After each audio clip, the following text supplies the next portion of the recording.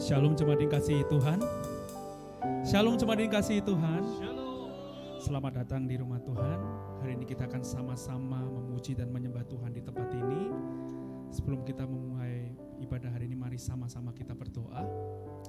Tuhan Yesus, terima kasih Tuhan untuk kasih setiamu dalam setiap kehidupan kami. Kami percaya Engkau bekerja untuk mendatangkan kebaikan bagi setiap kami Tuhan. Rencanamu ajaib. Hari ini kami akan memuji dan menyembah Engkau di tempat ini. Biarlah hati dan roh kami hanya tertuju pada Engkau saja Tuhan. Dalam nama Tuhan Yesus, kami siap untuk memuji dan menyembah Engkau. Yes Jesus. Mari sama-sama sembah Dia di tempat ini. Kita mau naikkan syukur, sebab Dia baik buat setiap kita.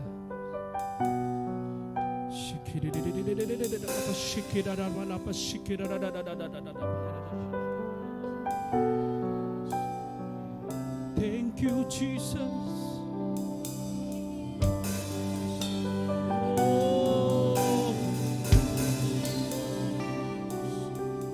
Terima kasih Tuhan untuk kasih setiamu yang ku alami dalam hidupku. Terima kasih Yesus untuk kebaikanmu sepanjang hidupku. Terima kasih Tuhan untuk kasih setiamu yang ku alami dalam hidupku. Terima kasih Yesus untuk kebaikanmu sepanjang hidupku. Terima kasih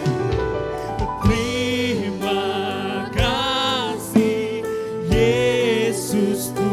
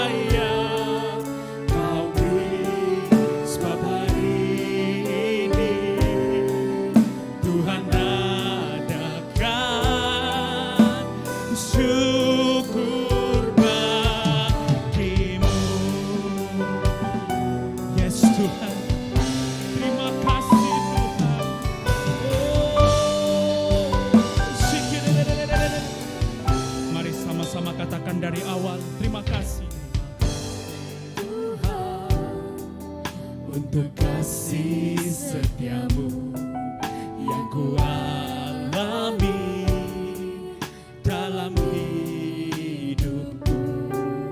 Terima kasih Yesus untuk kebaikanmu sepanjang ucapkan terima kasih Tuhan untuk kasih setiamu yang ku alami dalam hidupku. Terima kasih Yesus untuk kebaikanmu sepanjang hidupku.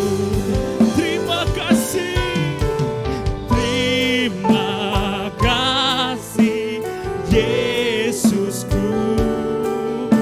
buat anugerah yang Kau beri.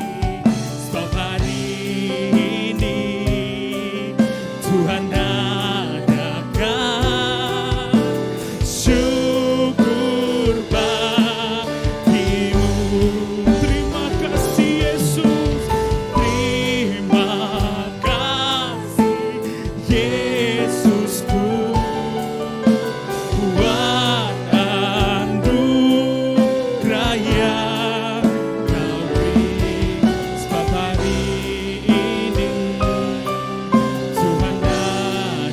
mengucapkan syukur bagimu.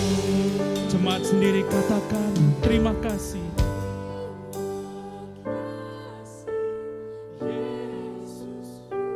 Sebab Engkau baik.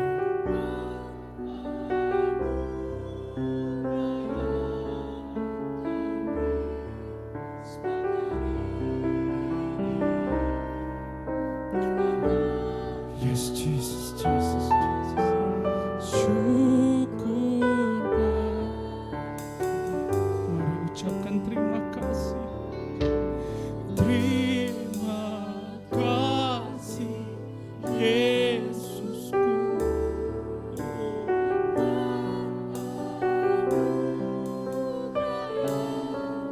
Kau beri sebab hari ini Tuhan adakan syukur.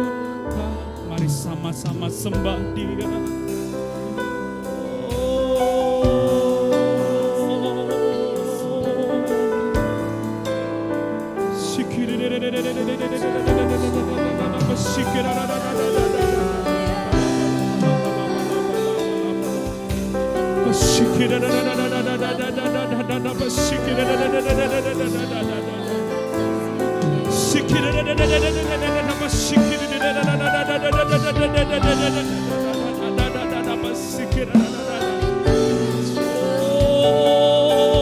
Kami berterima kasih buat kasih setiamu.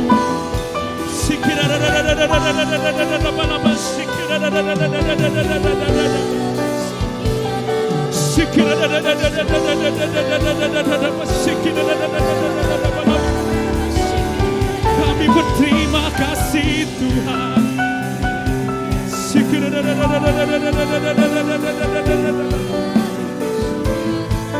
Kami sembah, kami naikkan pujian kami.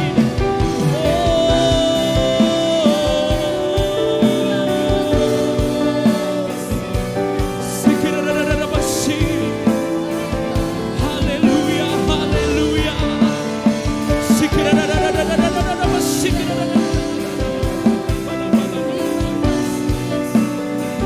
Kami berterima kasih Tuhan untuk kasih setiamu, untuk kebaikanmu.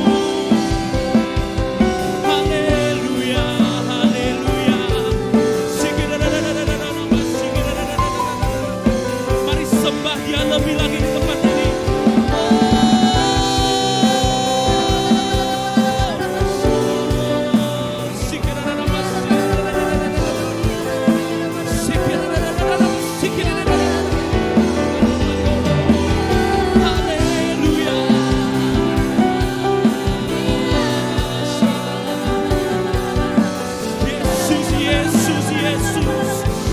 Kau sandaran kami, Kau kekuatan kami.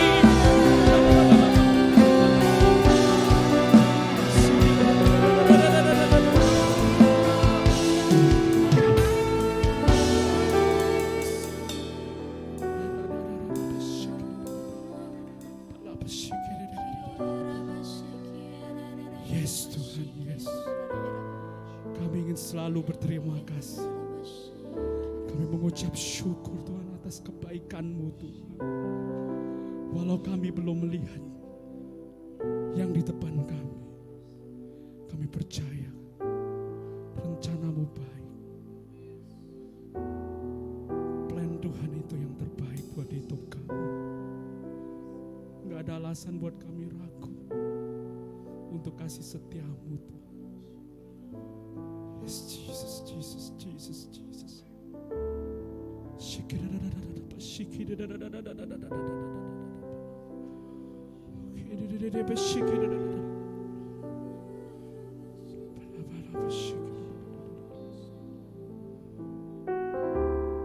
Then sings my soul,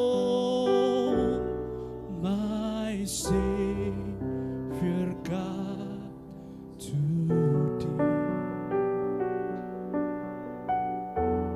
How great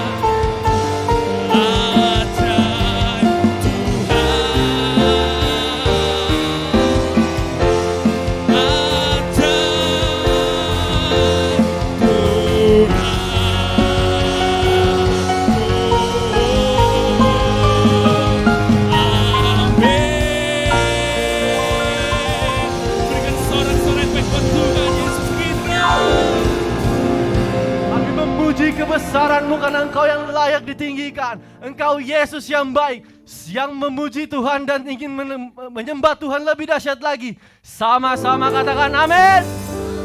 Haleluya. Tuhan kita Tuhan yang baik, amin.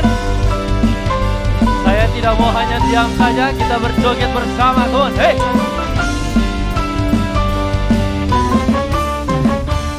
Katakan, tiada berkesudahan kasih setia-Mu Tuhan, selalu rahmat-Mu bagiku.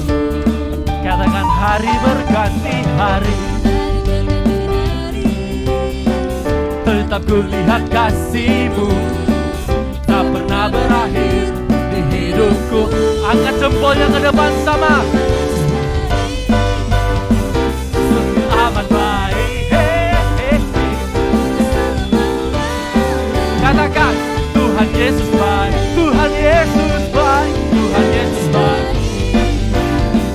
Sungguh amat baik, untuk selama-lamanya.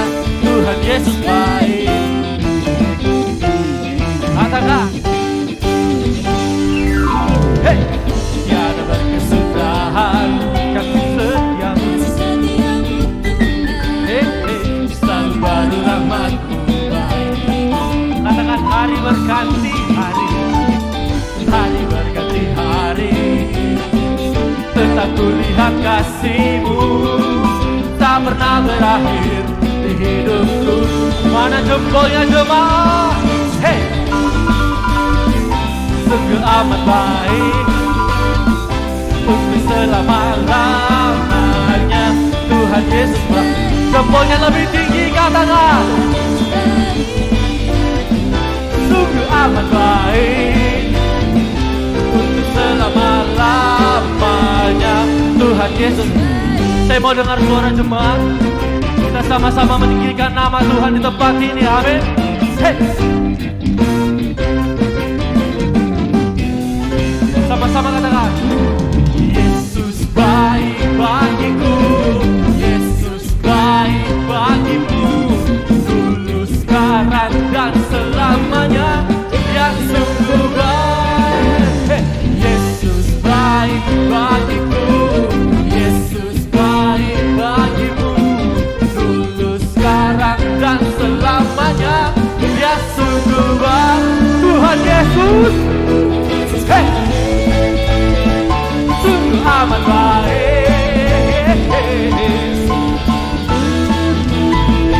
Tuhan Yesus baik, Tuhan Yesus baik, hey, sungguh amat baik,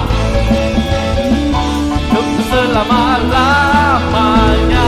Tuhan Yesus, Tuhan Yesus baik, Tuhan Yesus baik, sungguh amat baik, untuk selama-lamanya. Tuhan Yesus baik, untuk selamanya, untuk selama-lama. Dari untuk sampai Tuhan Yesus.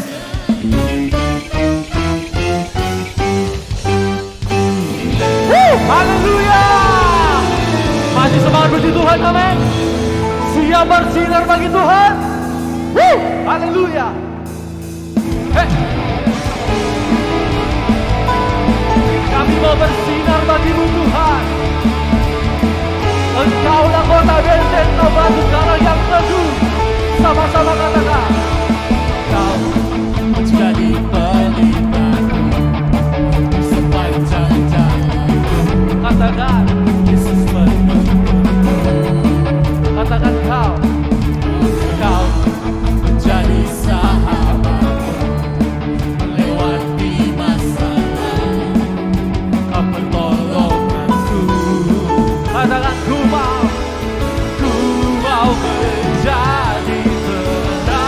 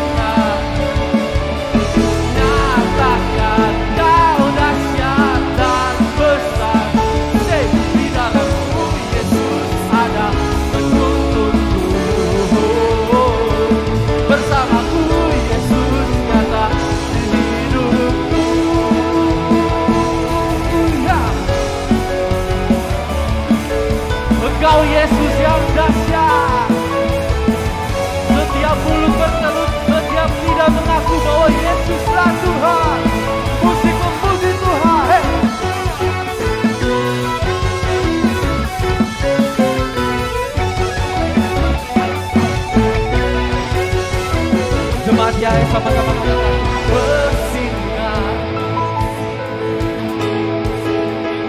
Mari kita nyatakan Kau dahsyat dan besar.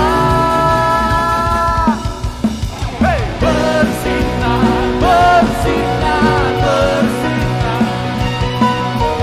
Nyatakan Kau dahsyat dan besar. Di dalamku Yesus ada menunggu. Bersamaku Yesus nyata di hidupku.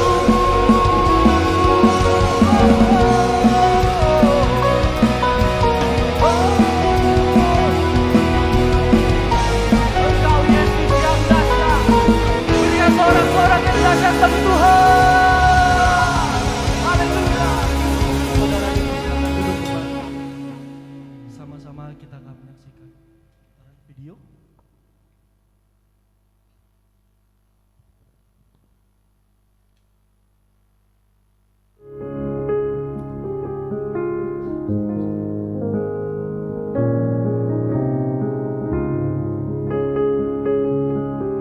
He gave a tithe to Melchizedek to say thank you to the Lord for this victory. And that's the first time you see the tithe, and I think it's so spiritually significant. Because notice the order.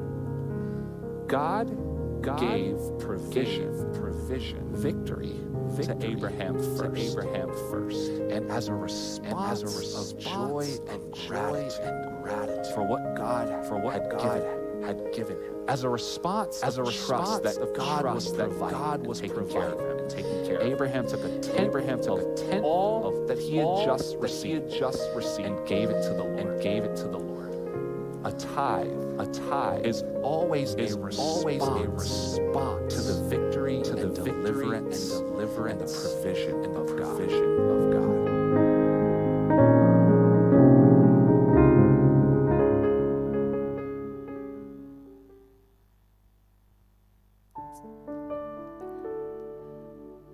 Sebelum kita memberi, mari sama-sama kita satukan hati, kita berdoa.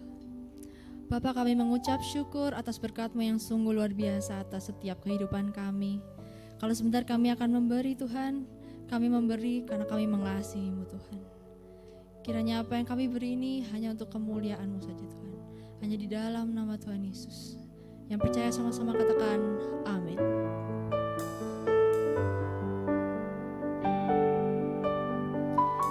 Ya Tuhan, kami mau mengikut-Mu Tuhan.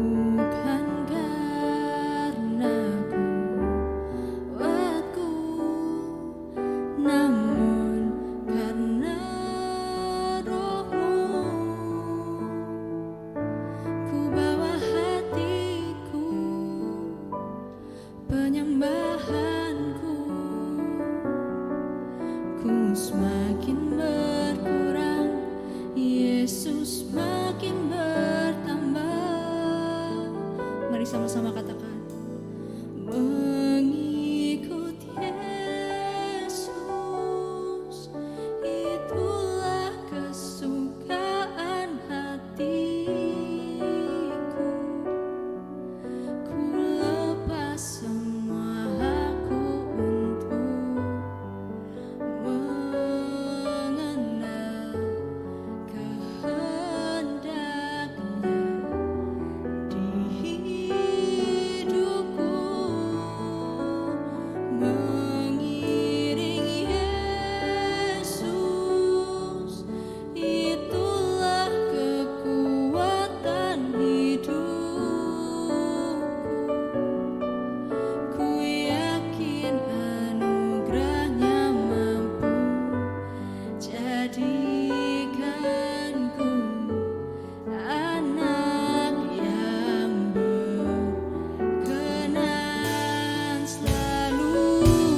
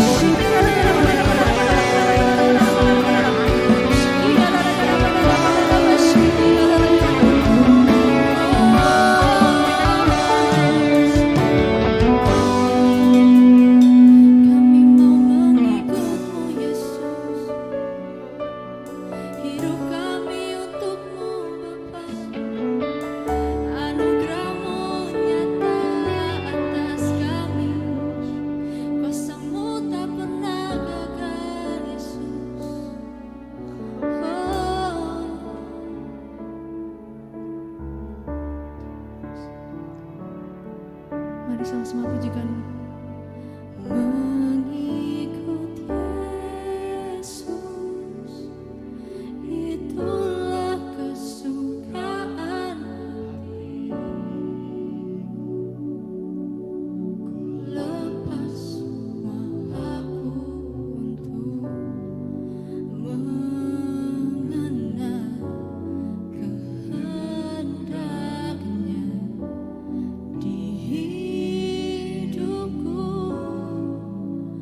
Mengiring Yesus, itulah kekuatan hidupku.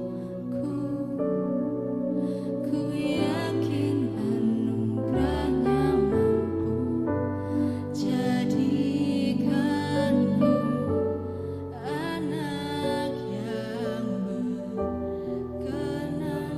Dalam hadirat Tuhan, saya undang Bapak Ibu Saudara untuk bangkit berdiri. Mengikut Yesus, itulah kesukaan hatiku.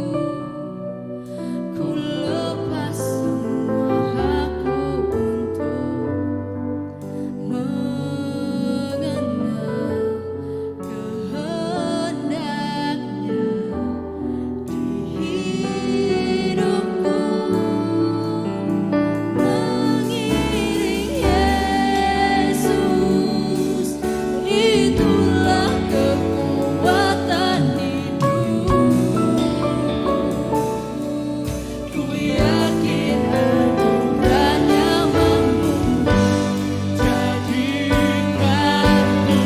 anak yang benar selalu.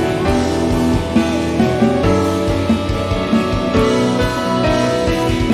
Yesus, itulah kesukaan hatiku. Lepas semua aku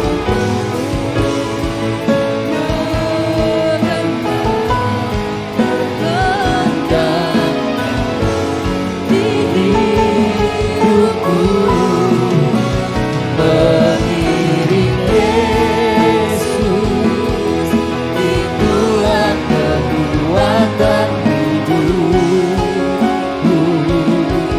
Ku yakin anugerahnya mampu jadikanku anak yang berkenan selalu. Kita akan masuk dalam perjamuan kudus. Semua kita yang dipanggil untuk mengikut Yesus, untuk kepentingan surga, bukan lagi hanya terfokus kepentingan pribadi, tapi saat kita fokus kepada panggilan surgawi, maka kebutuhan pribadi itu dilimpahi oleh Tuhan. Kita masuk dalam perjamuan kudus. Yang belum menerima boleh mengangkat tangannya. Yang sudah menerima, mari angkat roti ini tinggi-tinggi melebihi dari kepala kita. Yesus berkata, setiap engkau melakukannya, ingatlah akan pengorbananku. Saat ini kita terfokus akan karya salib Yesus. Bagaimana dia dicambuk, disiksa, diludahi, dipukul, dimahkotai duri. Hanya untuk menebus kita dari dosa. Renungkan tubuhnya yang tercabik-cabik buatmu. Jika tubuhnya saja diberikan buat kita, maka apa yang kita butuhkan Tuhan berikan. Yesus berkata, inilah tubuhku yang telah dipecah-pecahkan untuk kesembuhan segala sakit penyakitmu. Terimalah dengan iman dalam nama Yesus. Mari kita makan bersama-sama.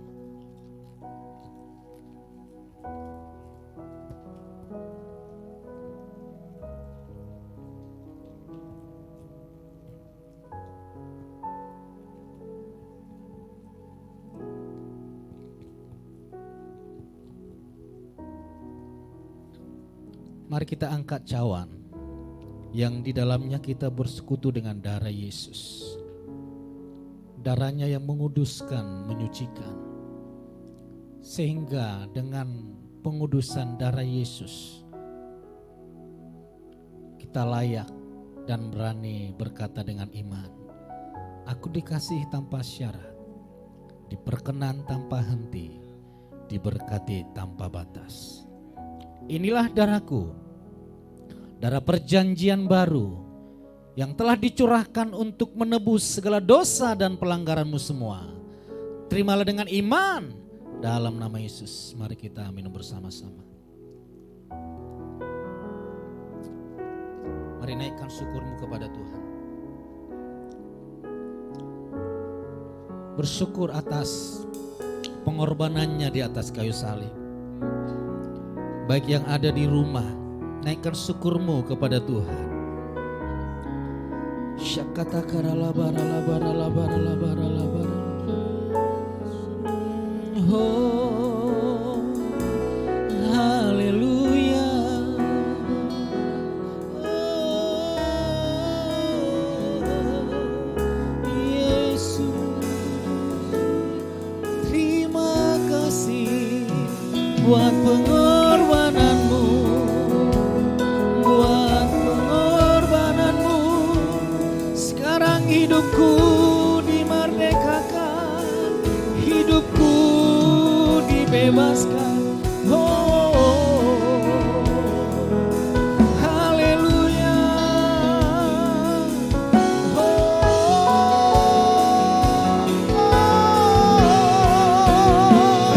Mengikutmu selama.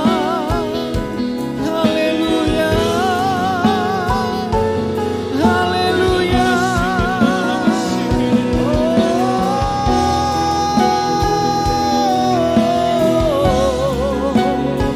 Sembah, sembah, sembah Tuhan.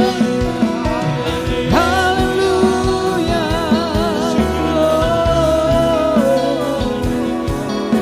Yesus Tuhan, katakan mengikut Yesus. Mengikut Yesus, itulah kesudahan hatiku. Ku lepas sembahanku mengenang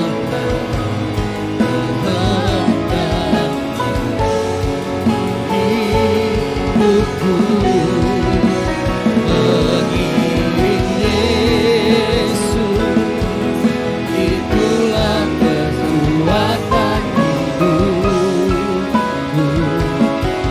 Ku yakin bahwanya mampu jadikanku hamba yang berkenan.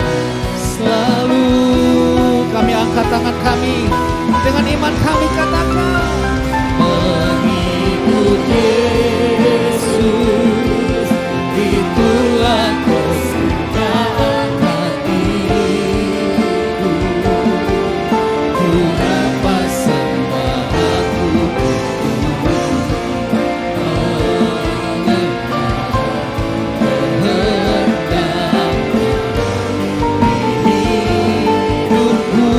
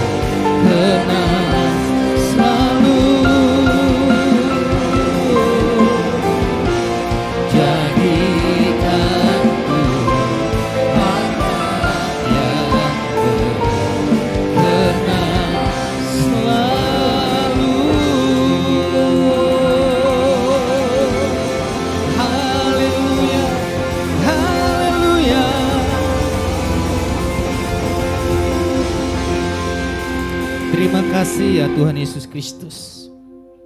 Engkau memilih kami, Engkau memanggil kami, tentu dengan maksud yang sangat mulia. Terima kasih kami manusia yang biasa, yang sederhana, Engkau libatkan di dalam pekerjaan-Mu yang sangat mulia. Bukan karena siapa kami, tapi karena siapa Engkau yang memanggil kami.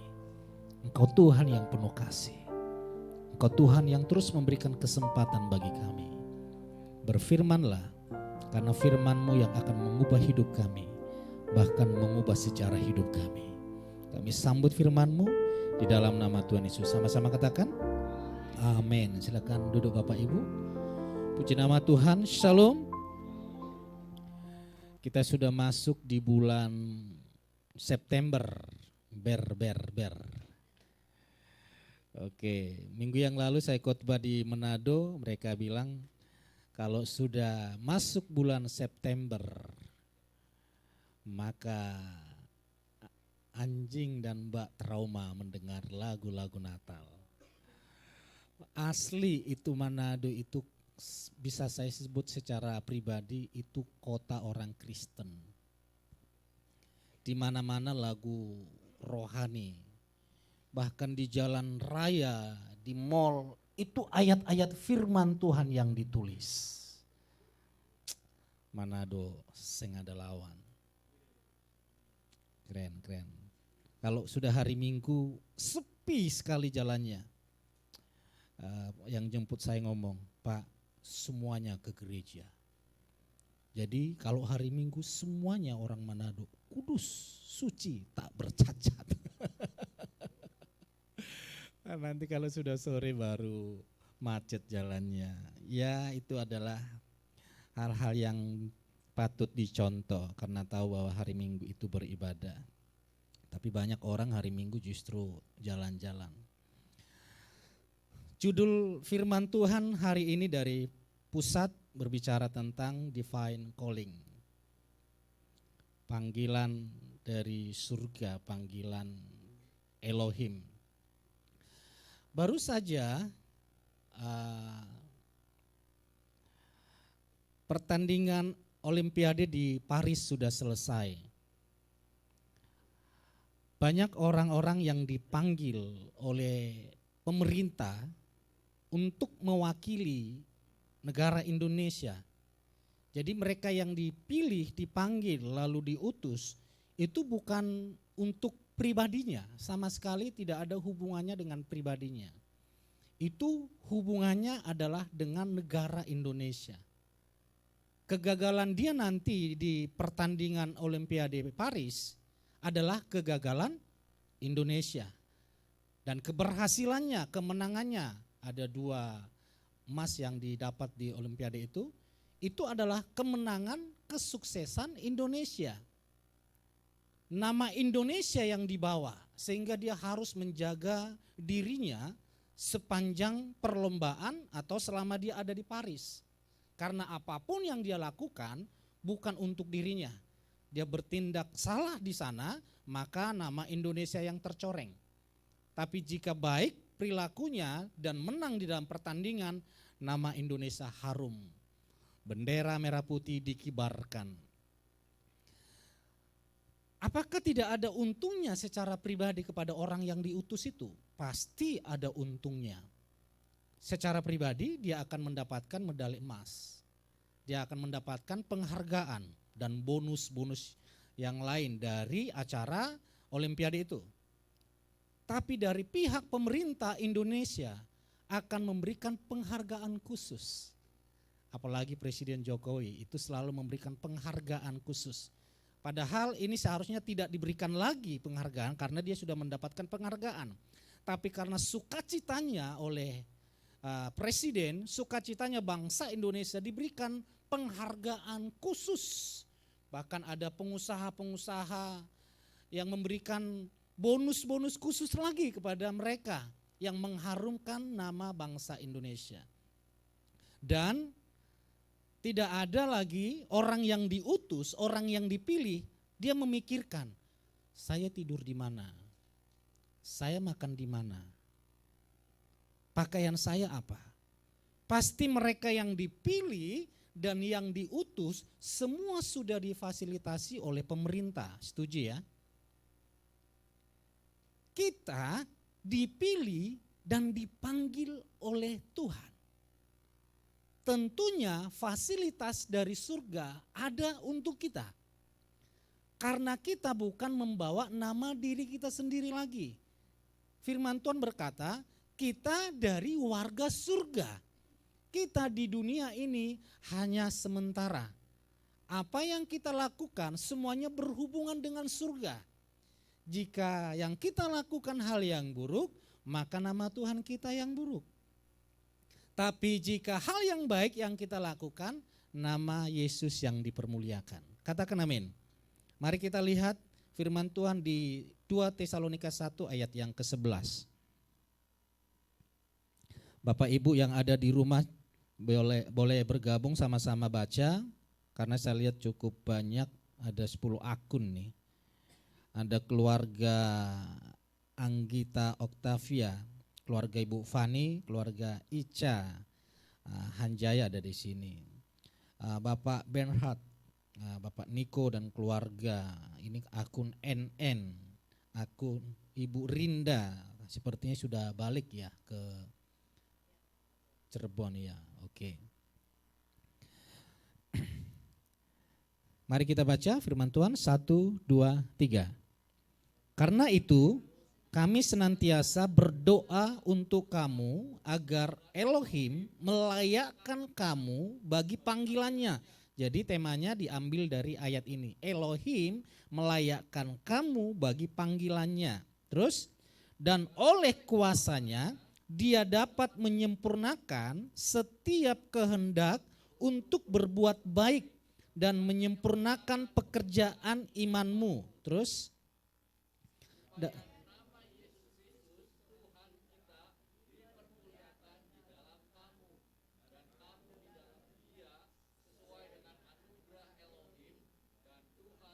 perhatikan, nama Yesus Kristus Tuhan kita dipermuliakan di mana? Dalam kita. Jadi apapun yang kita lakukan itu sudah langsung terhubung dengan surga. Karena kita bukan penghuni bumi lagi.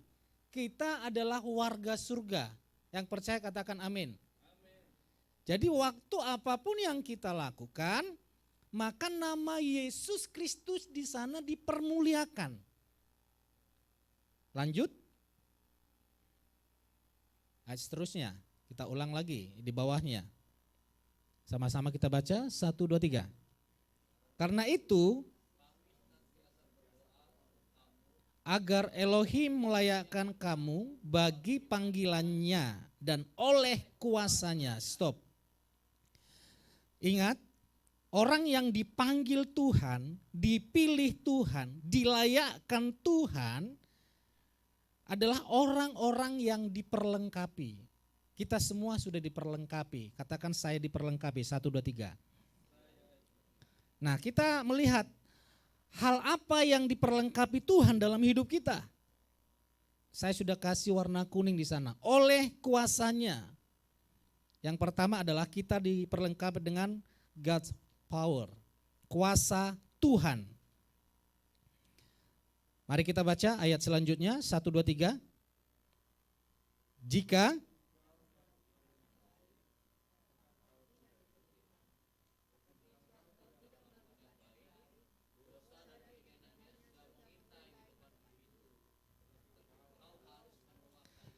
kita sudah diperlengkapi oleh kuasa Tuhan. Bapak Ibu sadar tidak sadar, percaya tidak percaya, sesungguhnya ada kuasa Tuhan di dalam diri kita. Kalau tidak ada, tidak mungkin kita bisa menyembah Yesus Kristus Tuhan. Satu-satunya pribadi yang mengagungkan, yang memuliakan Yesus adalah Roh Kudus. Nah, kalau kita memuji meninggikan Yesus, berarti ada Roh Kudus dalam diri kita. Amin. Nah, Roh Kudus itu adalah sumber kuasa itu. Ada kuasa dalam diri kita. Nah sekarang yang menjadi pertanyaannya, kuasa untuk apa? Perhatikan ayat ini adalah peristiwa Kain dan Habel. Jika engkau melakukan yang baik, apakah engkau tidak diterima? Ternyata persembahan Kain dan Habel itu, persembahan Habel diterima karena apa? Asapnya lurus ke atas. Persembahan Kain tidak diterima karena asapnya belok-belok. Kan itu ajaran sekolah minggu kan. Dulu saya diajar seperti itu. Dan saya pun sempat ngajar seperti itu. Kenapa anak-anak persembahan Habel diterima? Karena asapnya naik ke atas. Jadi diterima. Betul. Kenapa anak-anak persembahan Kain tidak diterima? Karena asapnya belok kanan, belok kiri. Jadi nggak nyampe-nyampe. Betul. Saya mengaku dosa itu dulu karena pemahaman yang sangat minim sekali. Jawabannya ini, jika engkau melakukan yang baik, apakah engkau tidak diterima? Ternyata apa yang dilakukan Kain semuanya tidak baik. Tetapi jika engkau tidak melakukan yang baik, dosa dan keinginannya sudah mengintai di depan pintu. Perhatikan yang saya kasih warna kuning. Tetapi engkau harus menguasainya. Firman Tuhan berkata, dosa, keinginan yang ingin menarikmu ke tempat yang lebih hina, ke tempat yang terpuruk, itu ada di dalam kekuasaanmu. Jadi dari sini kita ambil poinnya adalah kuasa untuk menang atas dosa. Jadi kita punya kuasa untuk menang atas dosa. Dosa tidak berkuasa lagi atas diri kita. Coba dibaca di ayat selanjutnya. Sama-sama kita baca. Ini ayatnya salah, tapi tulisannya betul. Lupa merubahnya. Sama-sama kita baca 1, 2, 3.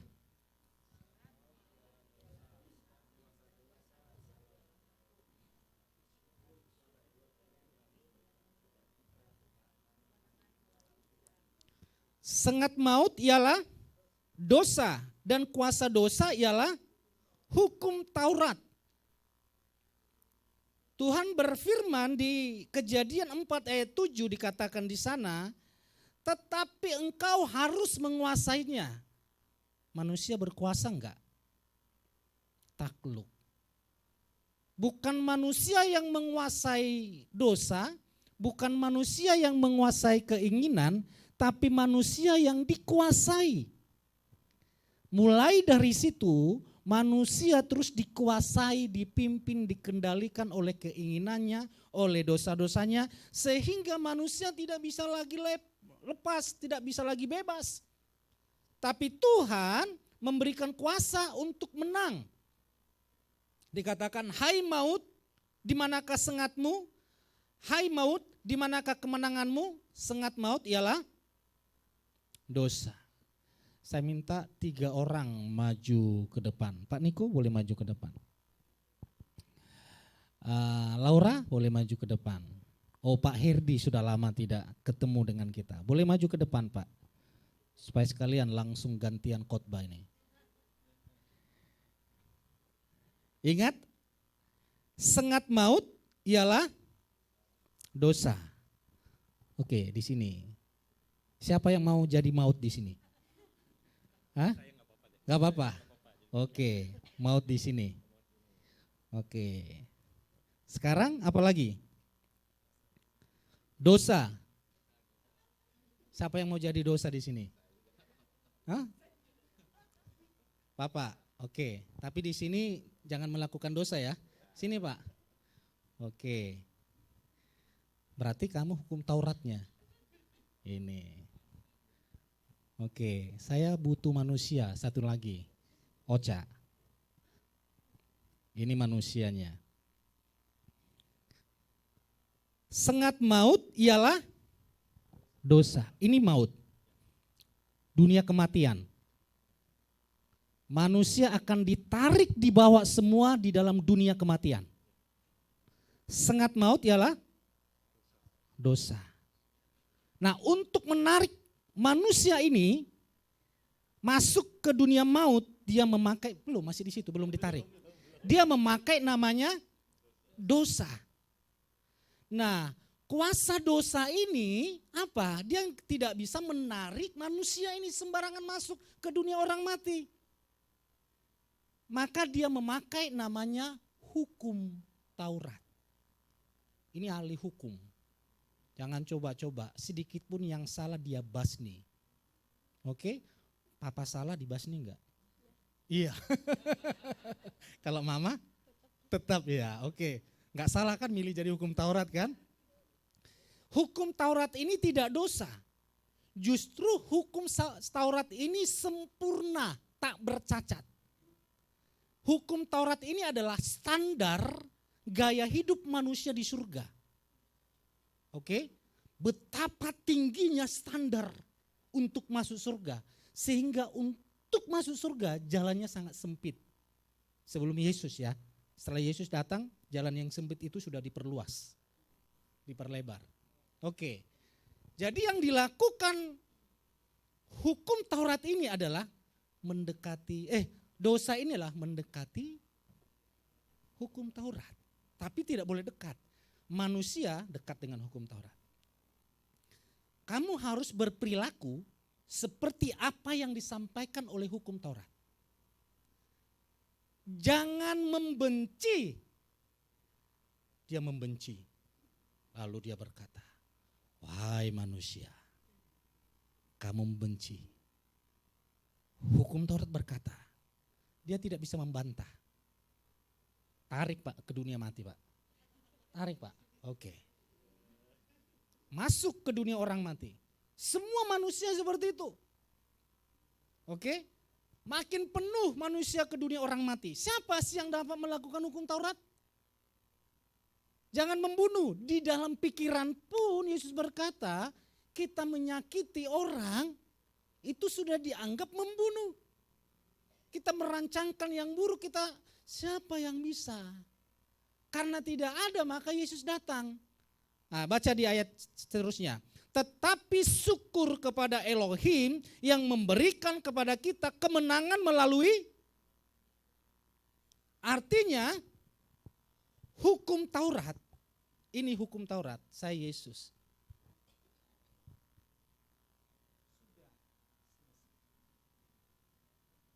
Manusia dibenarkan, kocak di sini. Bukan lagi karena Taurat ini. Kocak di sini. Tapi dia dibenarkan karena saya. Kalau surga mau melihat Ocha, harus melihat pengorbanan Yesus. Sehingga dosa tidak berkuasa lagi menarik Ocha. Tarik Pak. Ada saya Pak, berani narik. Ada saya. Intimidasi dia, coba intimidasi, terserah. Kamu pembohong, kamu pendusta gitu.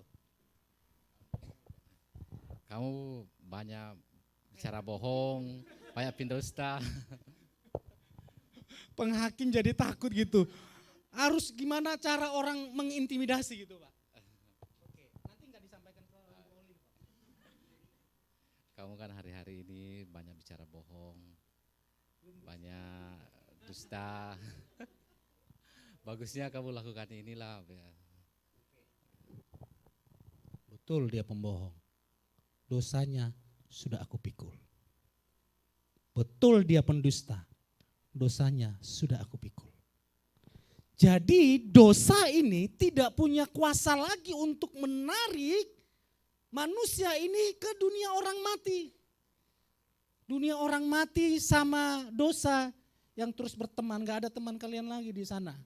Karena itu di kitab Wahyu dikatakan surga itu dipenuhi oleh jiwa-jiwa yang tidak terhitung jumlahnya.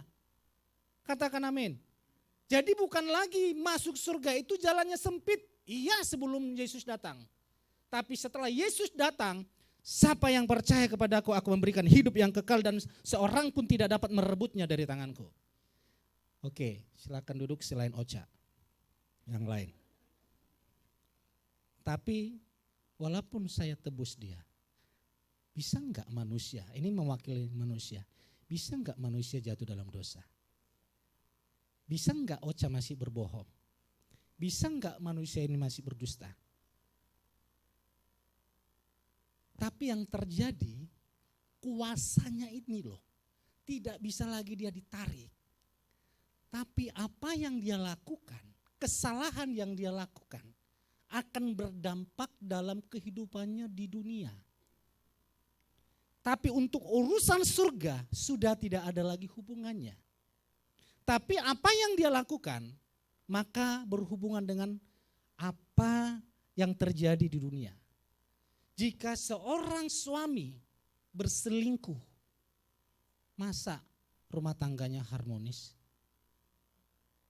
Jika seorang suami tidak memberikan nafkah, tanggung jawab kepada rumah tangganya, kepada istrinya, masa rumah tangganya bahagia? Jadi apa yang kita lakukan di dunia ini sangat berdampak sekali. Berikan tepuk tangan buat Ocha. Kuasa untuk menang atas dosa. Jujur walaupun kita percaya Yesus, ada hal-hal yang sulit untuk kita lepaskan. Kebiasaan-kebiasaan yang buruk yang sulit untuk kita lepaskan. Ini sangat berdampak sekali untuk kita dapat menikmati kemurahan Tuhan. Saya kan sudah mulai live di TikTok. Banyak orang yang menghubungi. Dan yang menghubungi rata-rata orang aneh. Rata-rata orang homo. Mungkin di profil saya ganteng ya. Ini mangsa gitu. Kasih foto. Yang terakhir. Saya hampir ketawa, saya cerita ke istri saya, dia ketawa. Namanya Bunga. Wis. Bukan Mawar ya. Sebut saja nama saya Mawar gitu kan. Ini Bunga namanya. Dikirim fotonya. Abang gimana? Pokoknya dirayu-rayu. Dia telepon, dia video call, tidak saya angkat. Bang, saya mau curhat, saya mau konseling. Padahal dia tahu saya hamba Tuhan. Udah saya angkat. Tidak ada suara. Kalau kamu telepon lagi nggak ada suara, saya blokir, saya bilang. Dia WA. Bang jangan marah ya, saya mau curhat, serius saya mau curhat. Iya curhatlah. Saya cerita dulu baru saya telepon. Iya, saya laki-laki bang. Ya sudah, teleponlah saya bilang. Tapi dengan syarat jangan godain saya. Ketika kamu godain saya blokir kamu, saya bilang. Oke udah janji. Tahu Bapak Ibu, saya konseling dia balik konseling saya. Dia cerita tentang kasih Yesus. Dia paham betul tentang Yesus. Dia paham betul tentang karya Yesus. Lalu saya berkata, terus apa dampaknya di dalam hidupmu?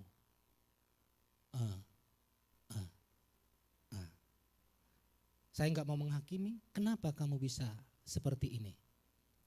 Gara-gara teman, sahabat.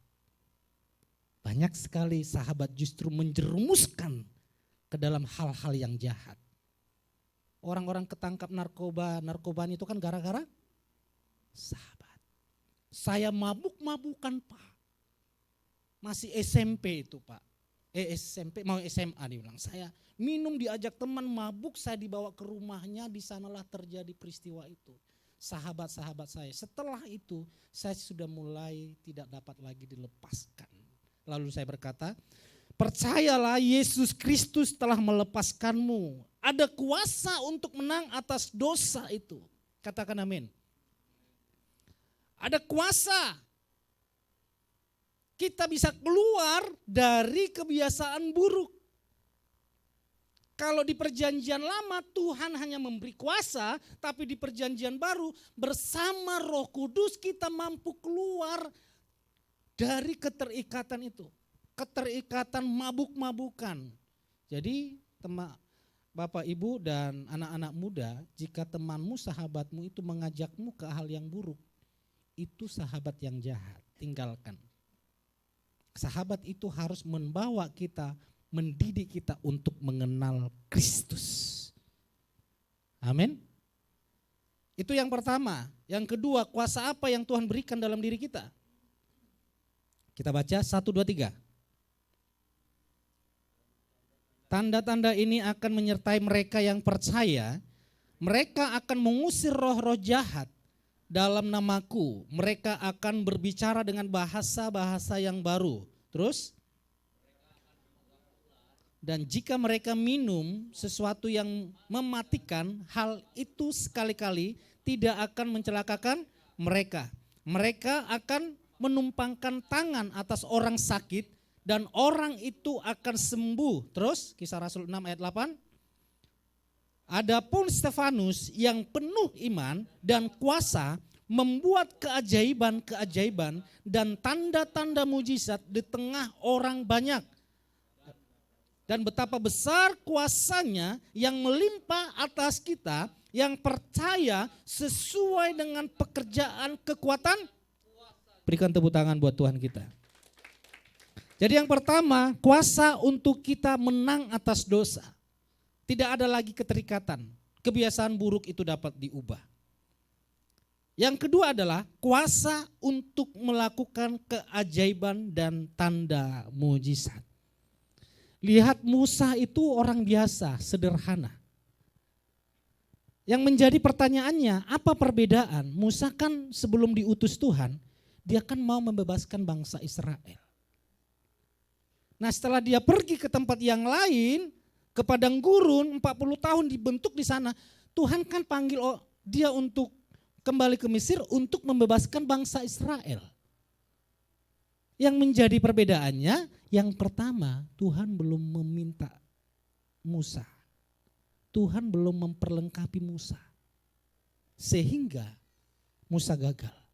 Tapi waktu Tuhan memakai Musa berhubungan dengan surga, waktu apapun yang dilakukan Musa, karena Musa ini membawa nama Tuhan, maka sesungguhnya yang berperang adalah Tuhan. Waktu Daud mengalahkan Goliat, dia mengalahkan menghadapi atas nama Tuhan. Artinya Tuhan yang mengutus dia, Tuhan yang berperang. Di dalam nama Tuhan Yesus, di tempat Bapak Ibu bekerja, pekerjaan itu terhubung dengan surga.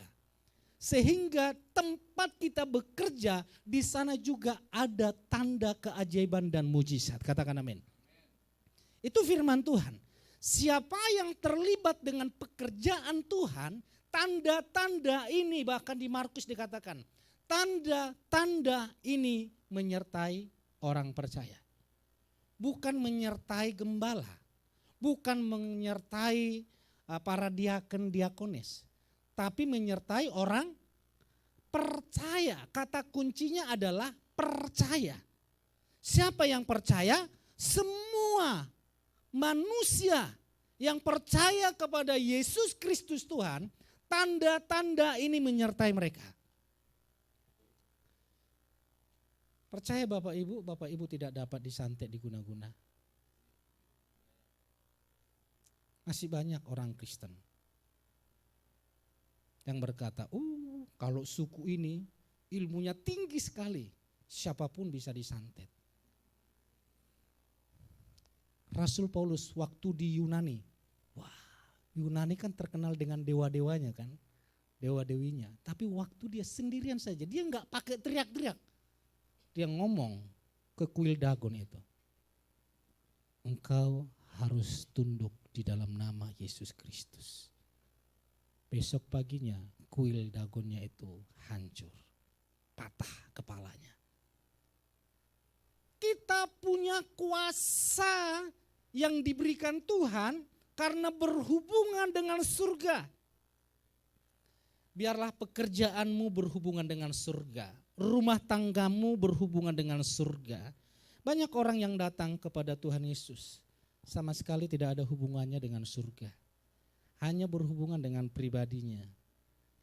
waktu Yesus melakukan mujizat dari 2 ikan 5 roti, semua orang makan, 5.000 orang makan, itu hanya laki-laki saja, laki-laki dewasa, belum dihitung ibu-ibu, belum dihitung lagi anak-anak. Itu bisa 10 sampai 15.000. Tapi sisa 12 bakul. Kenapa sisa 12 bakul? Orang Batak, orang Manado, nggak usah dijawab. Nggak ada di situ ya. Ada di situ. Yang lain yang nggak ngerti apa hubungannya. Jadi ada kuasa Tuhan dalam diri kita. Katakan ada kuasa dalam diriku. 1, 2, 3. Tanda-tanda ini menyertai. Banyak orang yang datang kepada Tuhan Yesus hanya untuk kepentingan pribadi. Yesus berkata kepada orang-orang yang datang, ribuan orang yang datang. Engkau datang hanya untuk karena melihat mujizat dan karena engkau telah makan. Engkau hanya datang untuk mencari roti saja, untuk mengenyangkan perutmu. Sebenarnya itu enggak salah. Kita datang kepada Yesus hanya untuk kesembuhan secara pribadi, hanya untuk kesembuhan finansial kita, pemulihan pekerjaan kita. Kita datang kepada Yesus hanya untuk mencari jodoh kita, pasangan kita. Itu tidak salah. Tapi ada kebutuhan yang terpenting di atas itu. Jika engkau mencari roti yang fana, di mana engkau makan, engkau akan lapar lagi, di mana engkau minum, engkau haus lagi. Akulah roti hidup itu. Sehingga waktu kita berada di dalam roti hidup itu, artinya terhubung dengan surga dan terlibat di dalam kepentingan surga, maka tanda-tanda itu menyertai mereka. Dan saya berdoa tanda-tanda itu menyertai kita semua. Katakan amin. Yang terakhir, poin yang terakhir, Efesus 2 ayat yang ke-10, sama-sama kita baca, 1, 2, 3. Sebab kita adalah buatan Elohim, yang telah diciptakan dalam Kristus Yesus untuk melakukan perbuatan baik yang telah dipersiapkan oleh Elohim sebelumnya agar kita hidup di dalamnya. Jadi poin yang kedua adalah perbuatan baik. Yang pertama adalah kita disertai dengan kuasa Tuhan. Kuasa Tuhan untuk menang atas dosa, kuasa Tuhan untuk melakukan tanda-tanda dan mujizat. Yang kedua adalah perbuatan baik.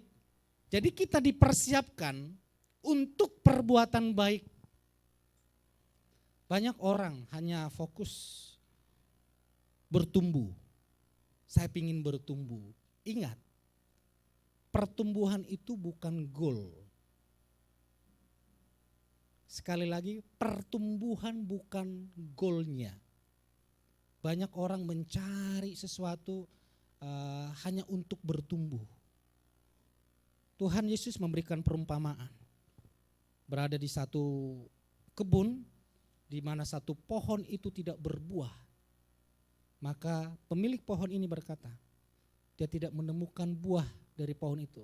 Pohon ini harus ditebang karena tidak menghasilkan buah. Tapi pengerja di kebun itu berkata, tunggu 1 tahun lagi Tuhan. Aku akan menggali tanah di sampingnya, menyuburkannya, memupuknya supaya dia menghasilkan buah. Nanti kalau tidak ada 1 tahun sudah kita tunggu, kita sudah lakukan yang terbaik, kita gemburkan tanahnya, kita pupuk tapi tidak menghasilkan buah, terserah Tuhan dah.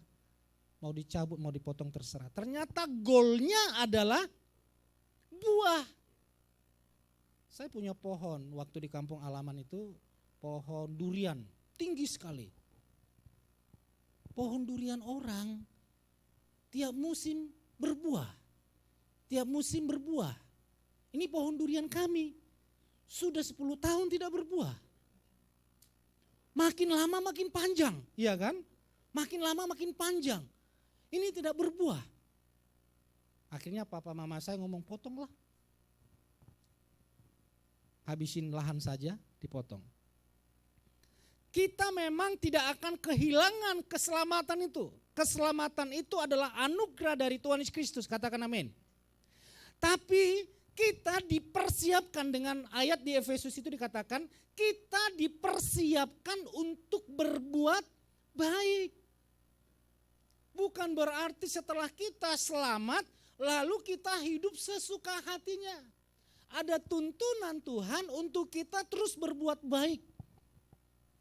Saya waktu pelayanan di Manado minggu kemarin, saya kaget. Saya diajari cara melayani di sana. Asli saya diajari.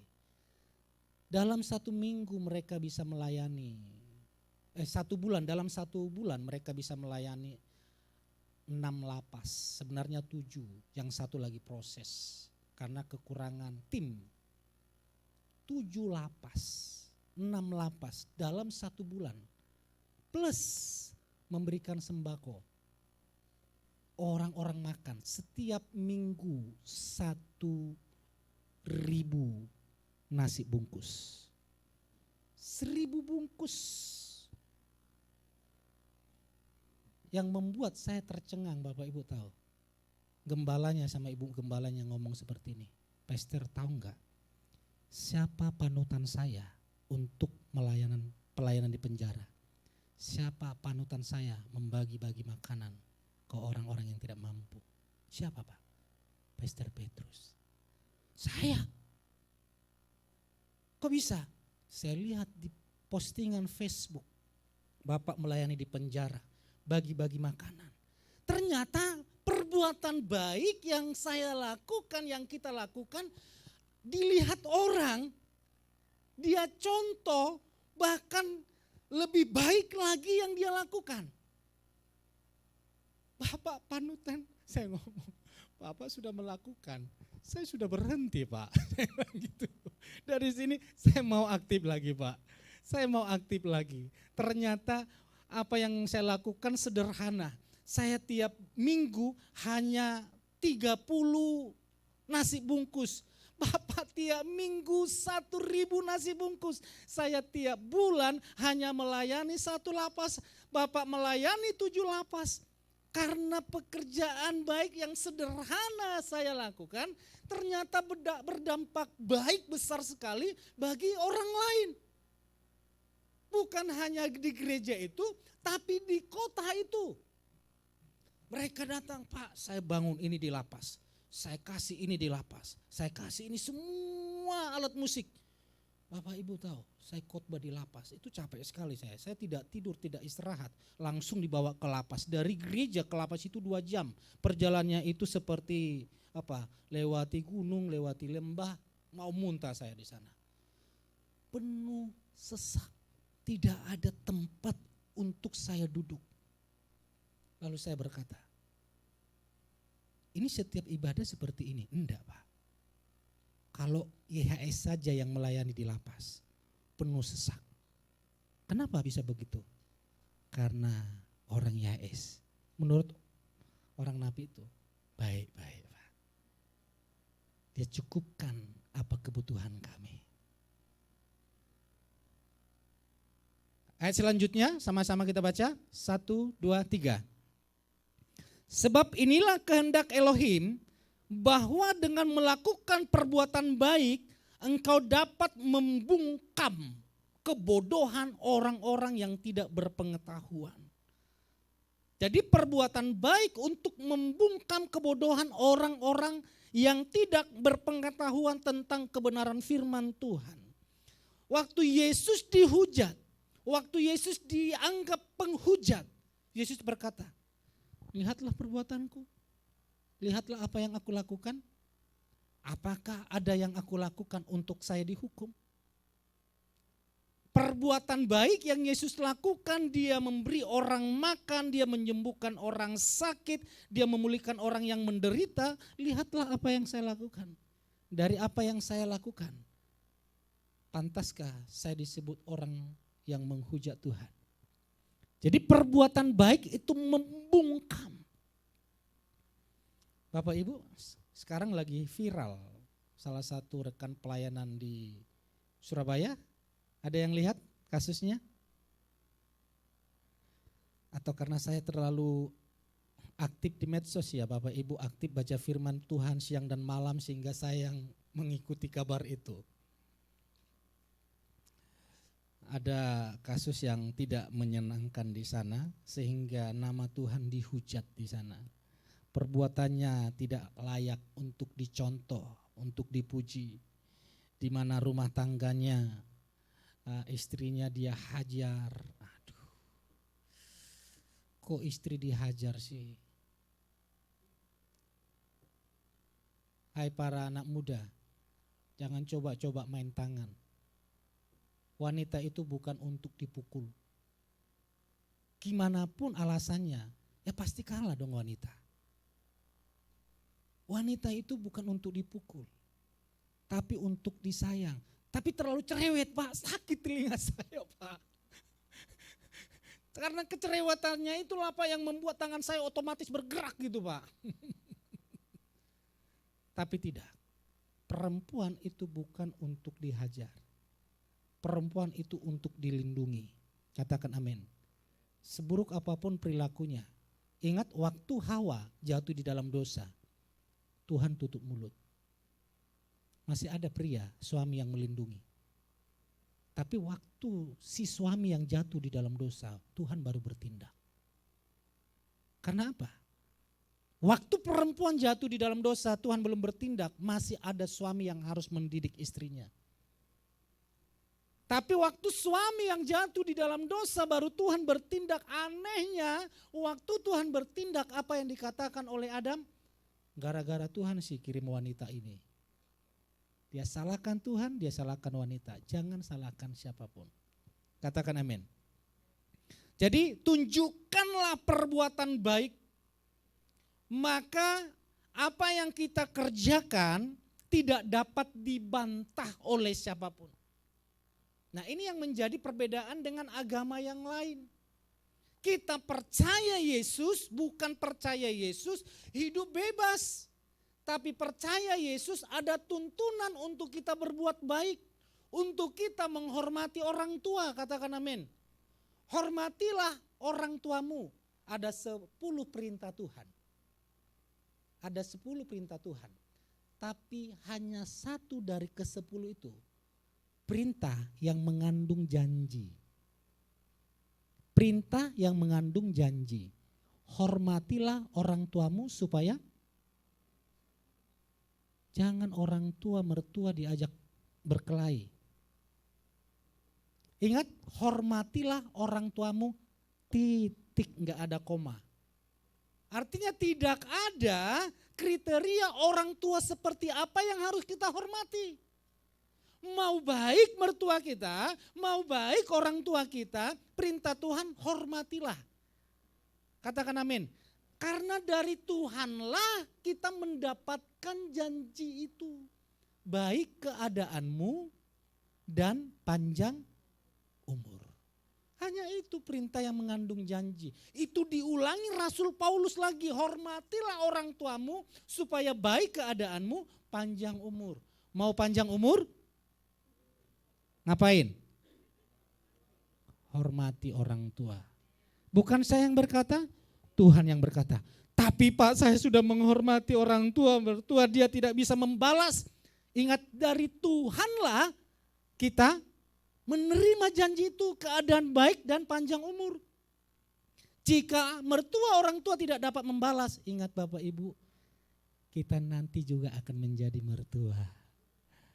Kita juga nanti akan menjadi papa mama mertua.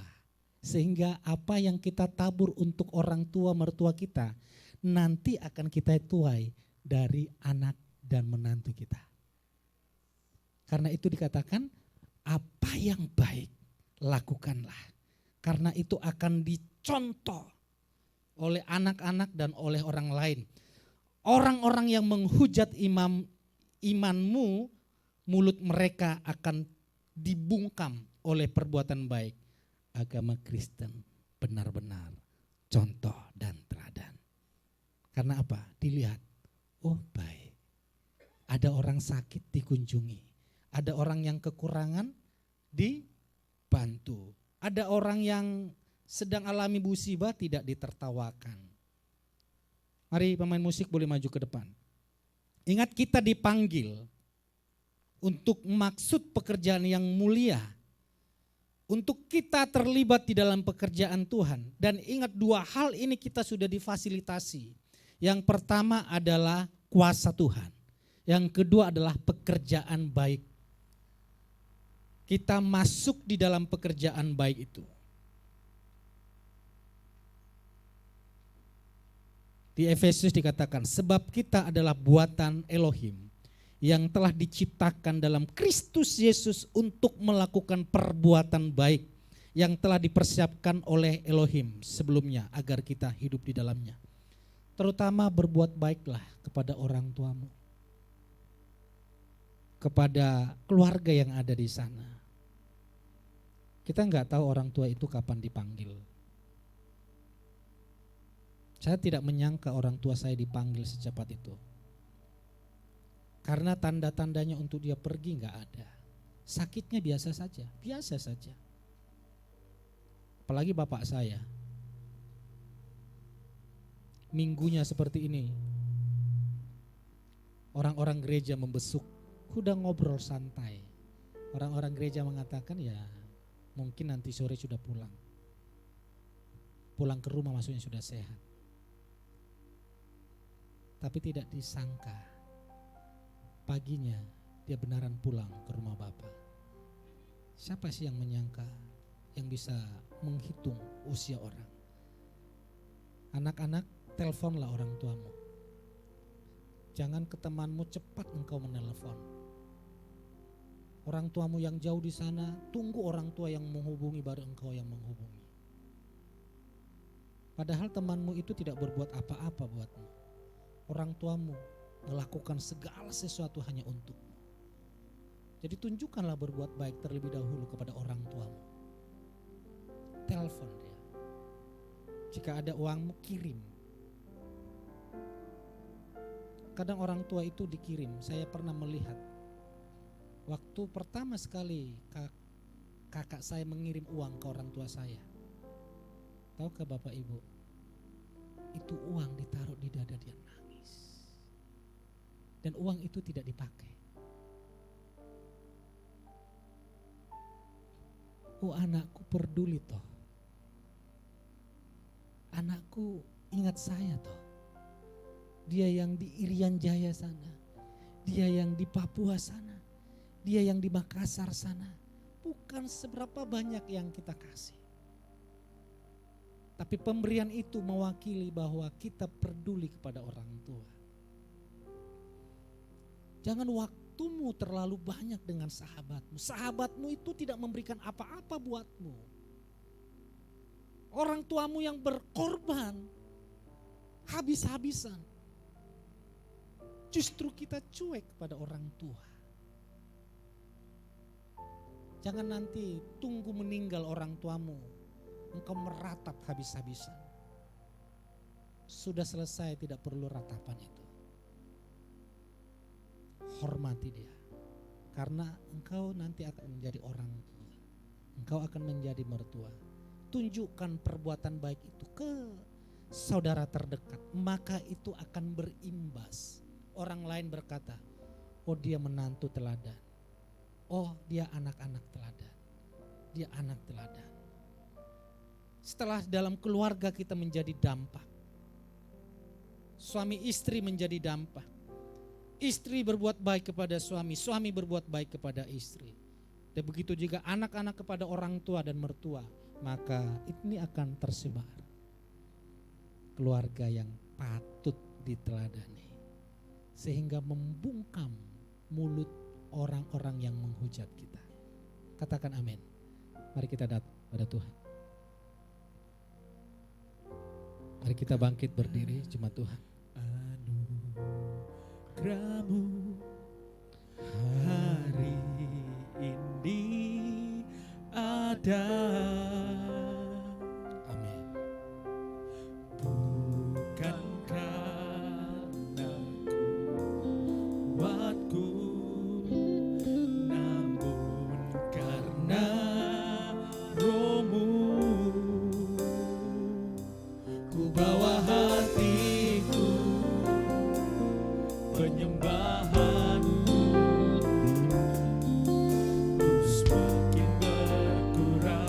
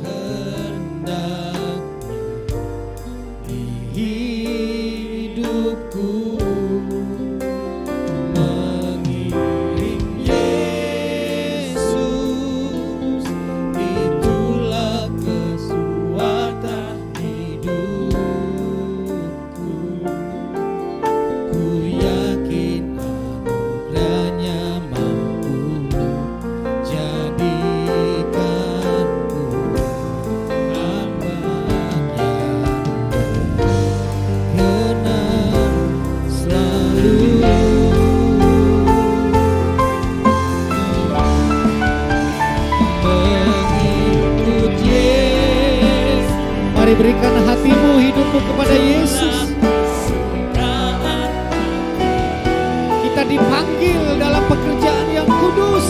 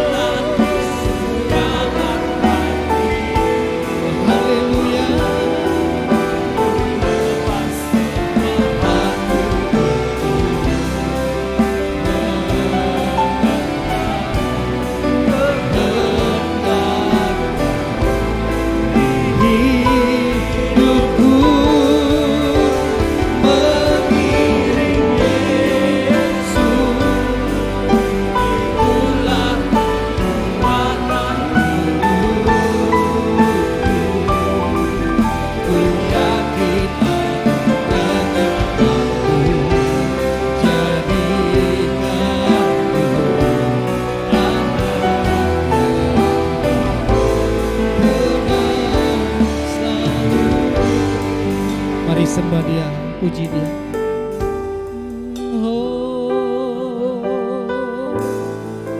Orang-orang yang mengikut Yesus diperlengkapi dengan kuasa dari Yang Maha Tinggi, diperlengkapi dengan perbuatan-perbuatan baik supaya kita hidup di dalamnya. Kita sedang hidup di dalam perbuatan yang baik.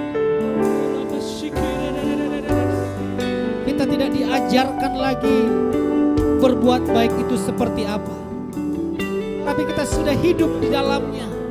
Tinggal kita melakukannya untuk berbuat baik supaya nama Yesus dimuliakan di dalammu dan kita di dalam Yesus, sehingga lewat hidup kita banyak orang-orang yang terima Yesus.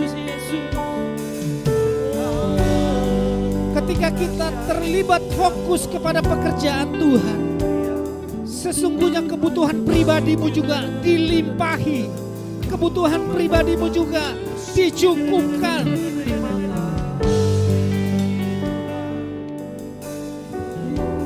Bahkan Tuhan tidak hanya memberikan keselamatan, tapi Dia memberikan mahkota-mahkota. Dia memberikan bonus hadiah yang lain lagi. Karena apa? Karena kita berada di dalam panggilan Tuhan. Terima kasih Tuhan buat jemaat-Mu.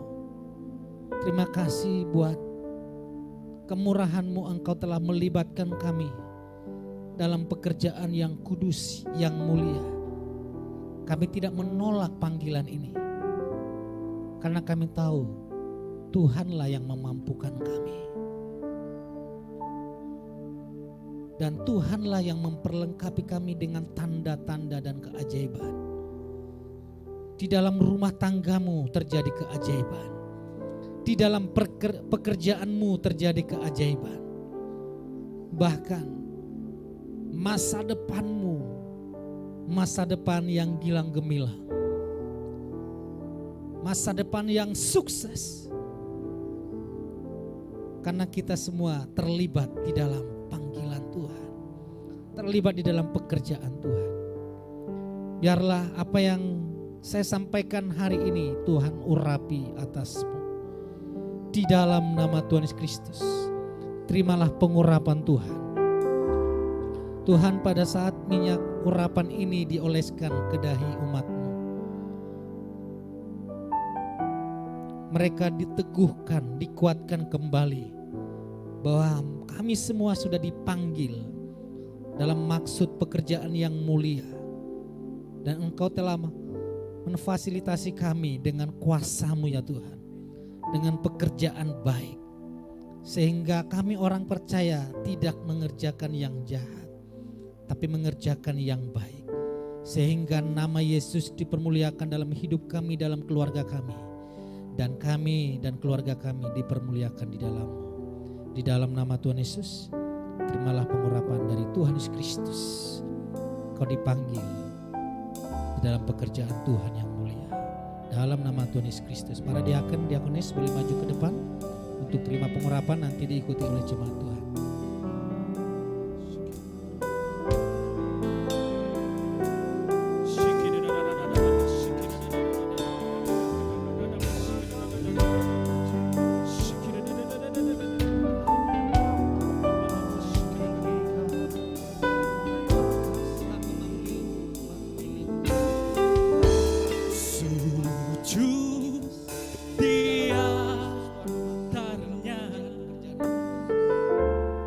Tuhan Yesus yang memanggilmu, Tuhan Yesus yang memilihmu. Tuhan memperlengkapimu dengan kuasa dan perbuatan baik.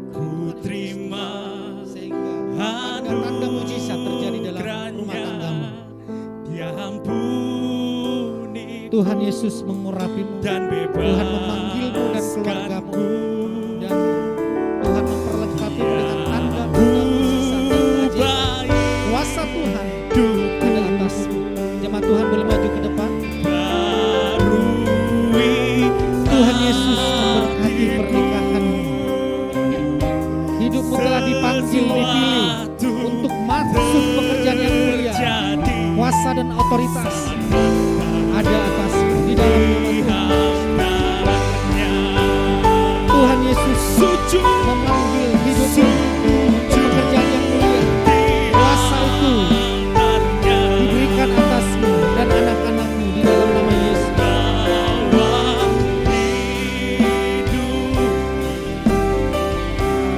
Tuhan Yesus yang memilih pernikahan, hubunganmu. Tuhan Yesus mengurapi dan membuat hidupmu berhasil.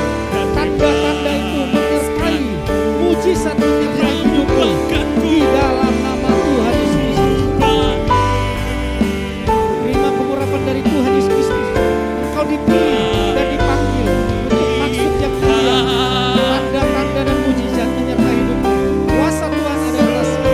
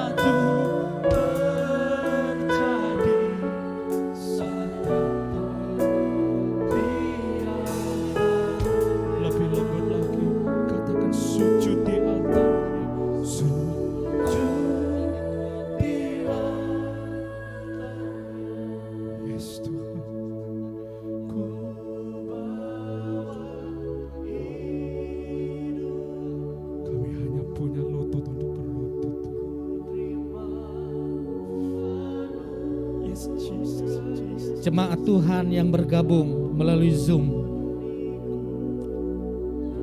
Pak Ibu Rinda, keluarga Niko, Bapak Benhard, Ica, keluarga Ibu Fani, keluarga Anggita Oktavia.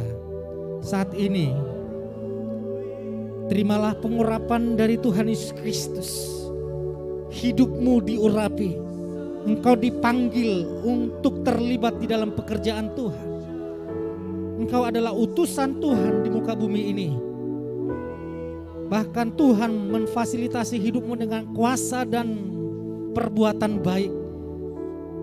Hidupmu, rumah tanggamu diberikan kecukupan bahkan kelimpahan di dalam nama Tuhan Yesus Kristus. Hidupku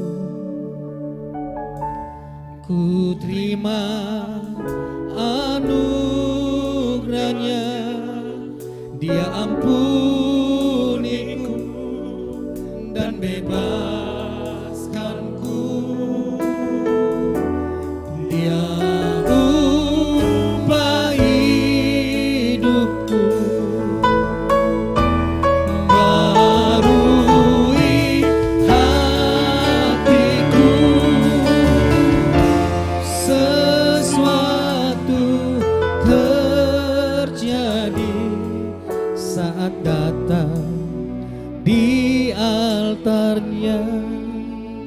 Mari jemaat Tuhan, kita akan membawa persembahan persepuluhan.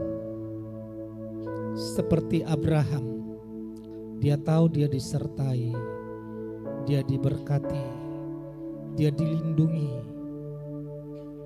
Tuhan tidak memintanya untuk memberikan, tapi sebagai ungkapan syukur dia berikan persembahan persepuluhan. Karena dia tahu berkat Tuhanlah yang membuat dia kaya.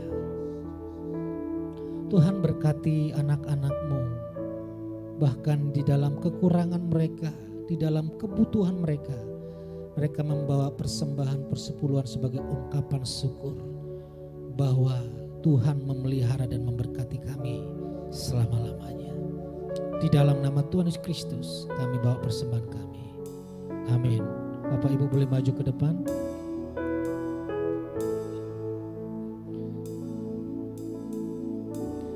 Sujud di altarnya, ku bawa hidupku, ku terima anugerahnya, Dia ampuniku dan bebaskanku. Dia ubah hidupku, barui hatiku.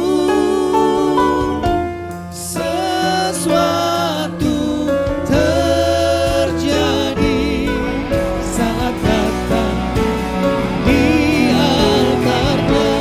Mari dengan imanmu sama-sama katakan. Sujud di altarnya, ku bawa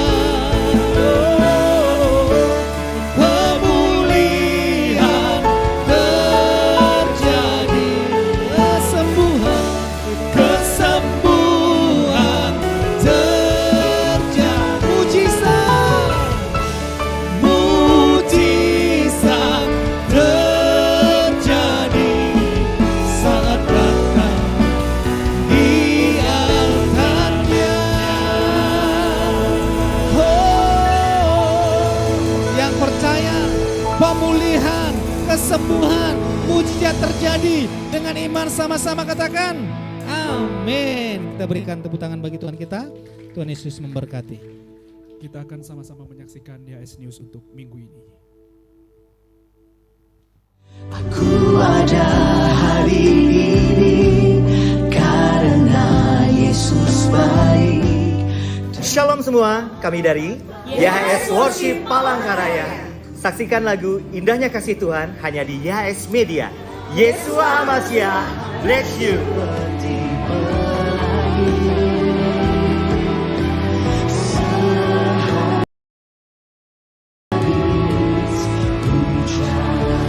Sebab kasih setiamu tak pernah berakhir, bahwasanya untuk selama-lamanya kasih setianya. Amin.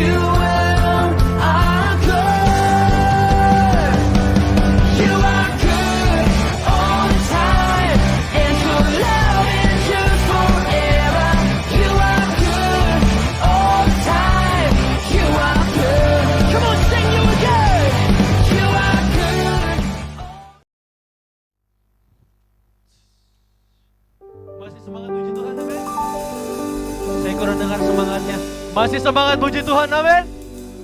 Saya mengundang Bapak Ibu kita bangkit berdiri, kita tutup ibadah kita dengan penuh ucapan syukur. Hey! Tuhan Yesus sungguh baik.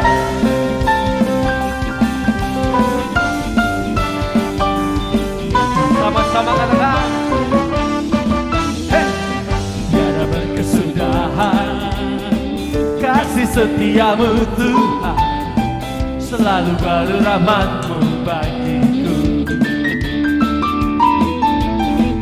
Hari berganti hari, tetap ku lihat kasih-Mu, tak pernah berakhir di hidupku. Angkat jempolnya seperti katakan,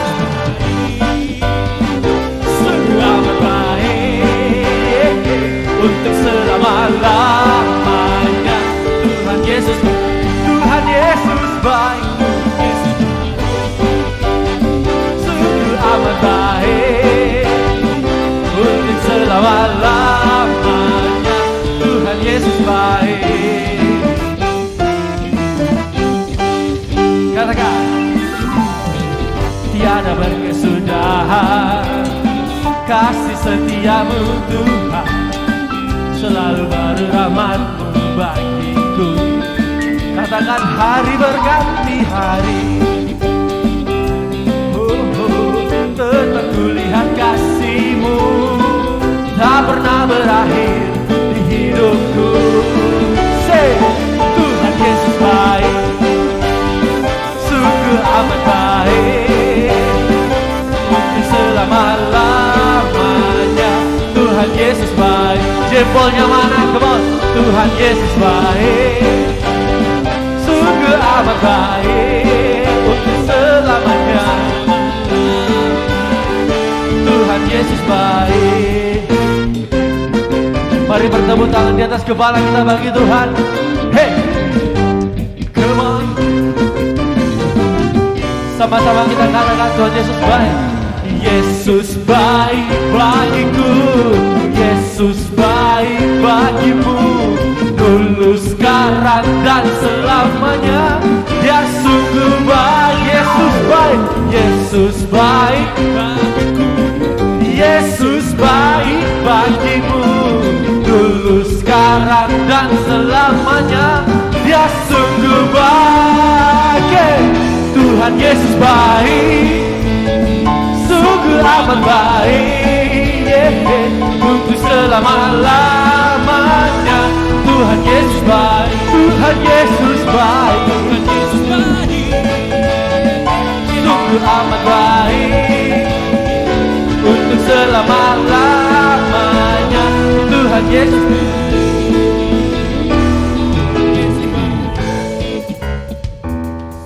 amat baik, untuk selama-lamanya. Tuhan Yesus baik. Kemon jempolnya di atas kepala. Tuhan Yesus baik, sungguh amat baik. Digoyang seperti ini untuk selama-lamanya. Tuhan Yesus, jempolnya belum semua saya lihat. Tuhan Yesus baik, sungguh amat baik, untuk selama-lamanya. Tuhan Yesus baik. Tuhan Yesus, Tuhan Yesus baik, sungguh amat baik, untuk selama-lamanya. Tuhan Yesus baik, Tuhan Yesus baik, Tuhan Yesus baik, sungguh amat baik, untuk selama-lamanya. Tuhan Yesus baik, untuk selamanya. Dari selama-lamanya, untuk selamanya, sampai selamanya. Tuhan Yesus baik.